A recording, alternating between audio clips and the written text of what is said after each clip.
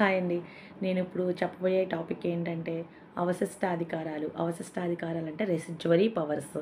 రెసిడ్యువరీ powers అంటే మనకి list చెప్పుకున్నాం కదా! Union list, state list, concurrent list చెప్పుకున్నాం. ఈ 3 లిస్ట్‌లోంచి ఏవైనా లేని అంశాలు ఏవైనా ఉన్నాయి అంటే దానిని మన అవశిష్టాధికారాలు అంటారు. అంటే రెసిడ్యువరీ పవర్స్. అయితే ఇందులో ఉన్న అంశాలని చట్టాలు చేయాలంటే కేవలం మనకి ఎవరికి పార్లమెంట్‌కి మాత్రమే అధికారం ఉంది. ఫర్ ఎగ్జాంపుల్ చెప్పాలంటే the power of the parliament to impose taxes on the service sector of the economy. అంటే ఆర్థిక వ్యవస్థలో సేవా రంగంపై పార్లమెంట్‌కి మాత్రం అధికారం ఉంది అని మనకి ఎగ్జాంపుల్ చెప్పొచ్చు. నెక్స్ట్ ఇంకొకటి ఏంటంటే మనకి యూనియన్ లిస్ట్ అంటే కేంద్ర జాబితా 2 మార్క్స్‌లో మనకి 100% వచ్చే క్వెషన్ అది.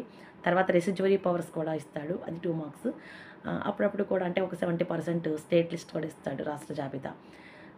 ఇలా కాకుండా మళ్ళా మనకి నైన్త్ లెసన్‌లో ఇంటర్ సెకండ్ ఇయర్ వాళ్ళకి నైన్త్ లెసన్‌లో మనకి స్టేట్ అండ్ యూనియన్ రిలేషన్స్ ఉంటాయి. అంటే కేంద్ర రాష్ట్ర మధ్య సంబంధాలు లెసన్ ఉంటుంది. అందులోంచి 5 marks question legislative relations between union and state అని ఉంటుంది. 5 మార్క్స్ క్వెషన్ ఇస్తాడు. అందులో మనకి ఇప్పుడు ఈ లిస్టులన్నీ 4 లిస్ట్ 3 లిస్ట్ ప్లస్ రెసిడ్యువరీ పవర్స్ చెప్పుకున్నాం కదా! ఈ 4 కూడా అందులో యాడ్ అవుతాయి. సో, బాగా చదువుకోండి.